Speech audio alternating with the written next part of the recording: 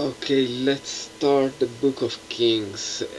First, there were one Book of Kings, what contained from the Christian Bible, first Book of Samuel, second Book of Samuel, first Book of Kings, second Book of Kings. Now, just go with the Christian version. Uh, no matter anyway, as in the first half of the first book of Samuel, Samuel dies. What is a really cool thing to know the future that long. Although, did he? Because he didn't. Because this wasn't written by Samuel. There is a huge anachronism in this book. It uses the expressions of the land of Israel and the country of Israel and the country of Judah. But the separation of the country comes much more later. So this book is unquestionably lying to you. But what is this first book of Samuel is about?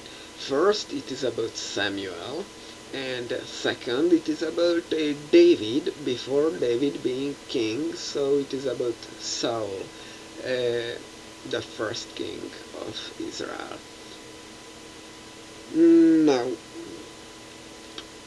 who was Samuel? Samuel was the same kind of thing as why the priesthood were no longer allowed to lead the people of Israel, because there was this sacred place where they visited in every year or something, and where there lived these priests, and they were eating the sacrifices and not just the appropriate part, and taking the gold and every such things to themselves, and they were lying around with the visiting women, and of course this was not really a good thing in the eyes of the nation.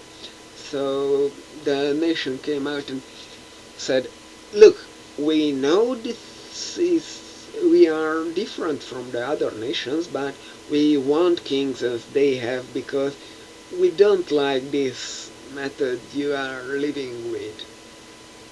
And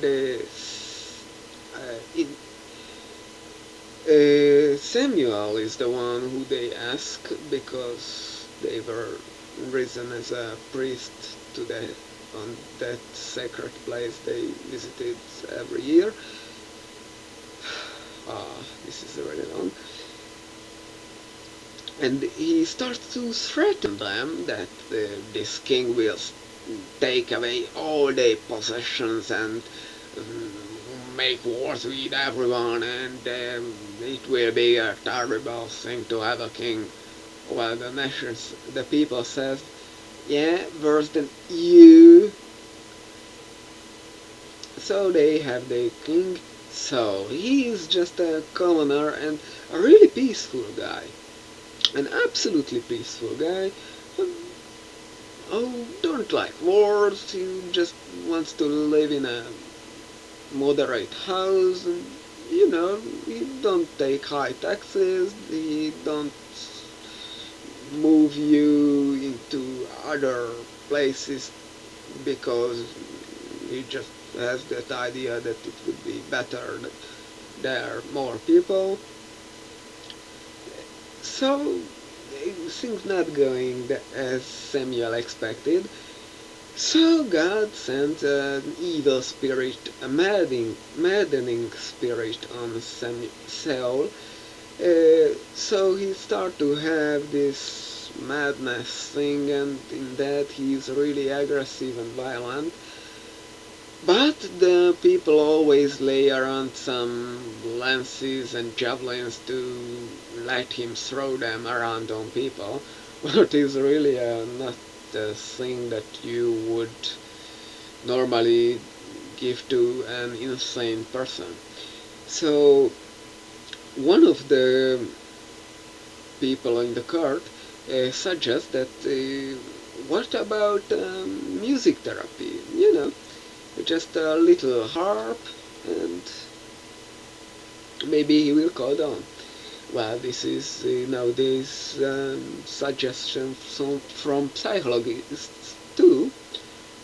What a hard word. Uh, and it turns out that David will be Saul's personal harpist. And he soon becomes a precious person in the court, even gaining a military position, some lieutenant or something. Uh, and sometimes he is allowed to go home and reside at his family and guard some sheep, but that's just thing.